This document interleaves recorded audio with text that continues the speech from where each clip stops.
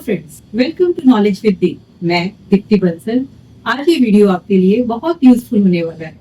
आज हम पीजी के एलिजिबिलिटी क्राइटेरिया के बारे में बात करेंगे। जब हम बात करते हैं कि हम पीजी का बेनिफिट किस स्टेट से सबसे ज्यादा ले सकते हैं, मीन कि हम किस स्टेट से एमबीबीएस करें कि हमें पीजी का सबसे ज्यादा बेनिफिट मिले, इसका कंप्लीट आंसर आज आपको इस वीडियो में मिल जाएगा।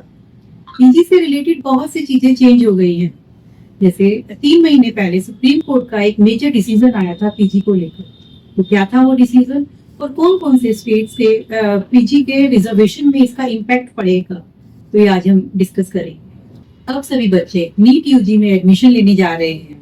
ये वीडियो उन सभी बच्चों के लिए यूजफुल है, चाहे वो प्राइवेट कॉलेज से एमबीबीएस करे या गवर्नमेंट कॉलेज से एमबीबीएस करे या डीम्ड यूनिवर्सिटी से एमबीबीएस करे। अगर आपको किसी ने बचपन में बता दिया होता कि किसी भी पर्टिकुलर स्टेट से 11वीं और 12वीं करने पर आपको बेनिफिट मिलता है एमबीबीएस की सिलेक्शन के लिए, आप उसी स्टेट से 11वीं और 12वीं करते हैं।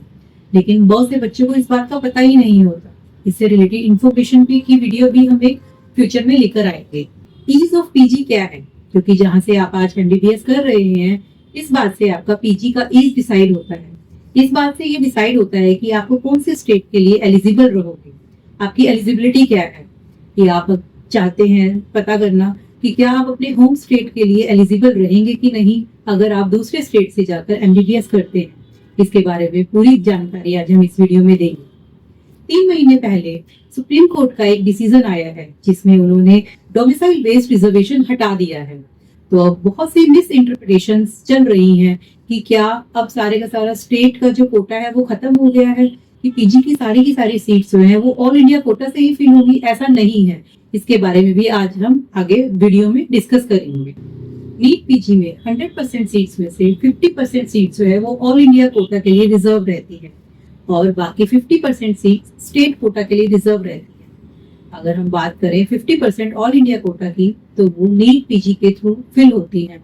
जैसे एमसीसी नीट यूजी का जो है वो काउंसलिंग करवाती है और 15% सीट्स जो है वो ऑल इंडिया कोटा के लिए रिजर्व रहती है, वैसे ही नीट यूजी पीजी में आपको 50% सीट्स जो है वो ऑल इंडिया के लिए रिजर्व रहती है। इसके लिए सब बच्चे एलिजिबल होते हैं।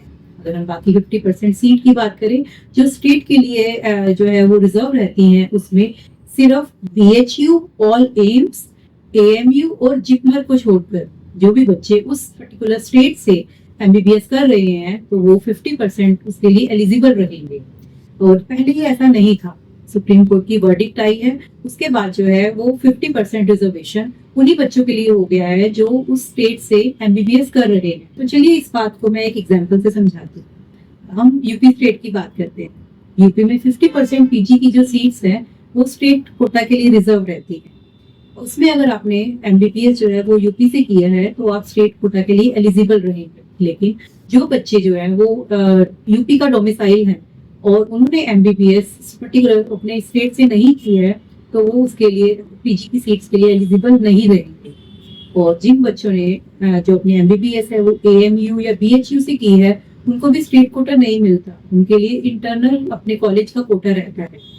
और अगर आप किसी भी रिजर्व कैटेगरी से बिलोंग करते हैं और आपने ऑल इंडिया कोटा से 15% सीट्स के थ्रू किसी और स्टेट में एडमिशन ली है और आप अपने स्टेट से एमबीबीएस नहीं कर रहे हैं, तो पीजी के लिए आपको जो है वो अनरिजर्व्ड कैटेगरी से ही 50% जो है वो सीट्स के लिए आप अप्लाई कर सकते हैं पीजी।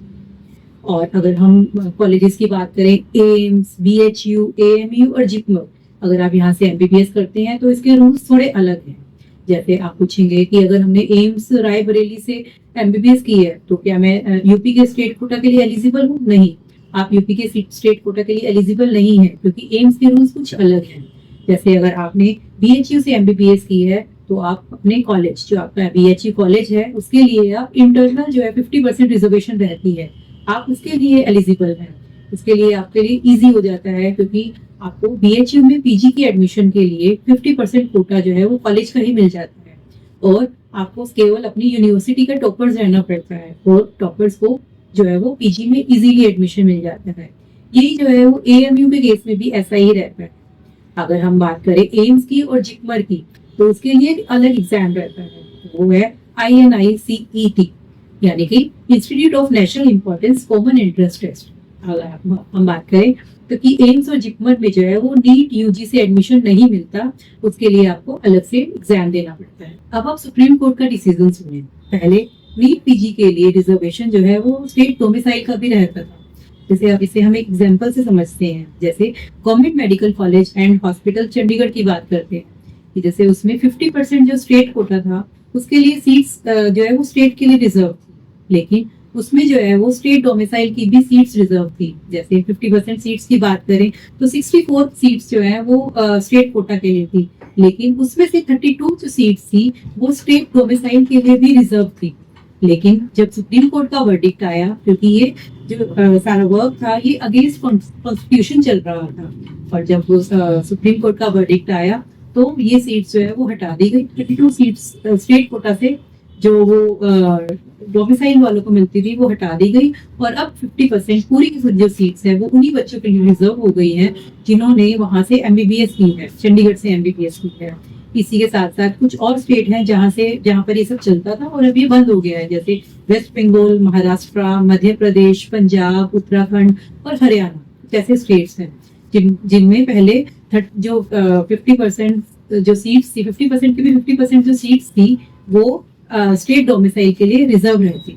अगर हम कर्नाटका पीजी सीट्स की बात करें तो गवर्नमेंट कॉलेजेस में जो है वो 50% स्टेट कोटा रहता है, और उसके साथ साथ प्राइवेट कॉलेजेस में भी जो पीजी का जो सीट्स हैं उसका 40% कोटा जो है वो गवर्नमेंट सीट्स का रहता है। उसके साथ वहाँ पर कुछ 5 डीम्ड यूनिवर्सिटीज हैं, उसमें भी 5% सीट्स जो है वो गवर्नमेंट सीट्स रहती हैं पीजी, जिससे पीजी की जो सीट्स है वो बहुत ज्यादा हो जाती है। लेकिन इसका मतलब ये नहीं है कि अगर पीजी की सीट्स ज्यादा हैं तो आपको वहाँ पर इजीली एडमिशन मिल जाए।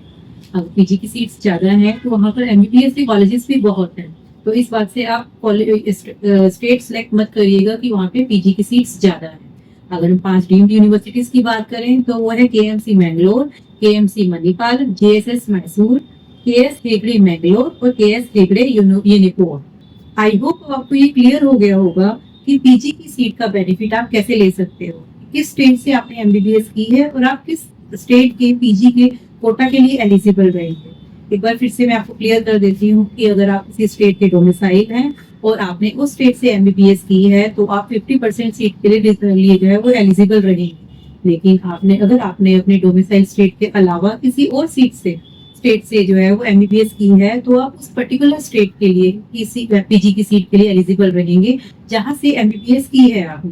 अगर आप किसी कैटेगरी से बिलोंग करते हैं और आप अपने स्टेट से अदर देन किसी और स्टेट से एमबीबीएस करते हैं तो आप दूसरे स्टेट में जब आप पीजी करेंगे तो आप वहां पर अनरिजर्व्ड कैटेगरी से ही अप्लाई कर सकते हैं। आपकी जो रिजर्वेशन की कैटेगरी है वो दूसरे स्टेट में नहीं चलेगी, आप केवल अपने स्टेट में ही अपने कैटेगरी का रिजर्वेशन ले सकते हैं।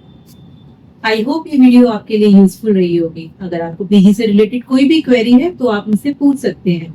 अगर आपने अभी तक मेरे चैनल को सब्सक्राइब नहीं किया है तो सब्सक्राइब कर लीजिए, बेल आइकन को ऑन कर लीजिए ताकि कोई भी नई वीडियो और अपडेट आपसे छूट न जाए।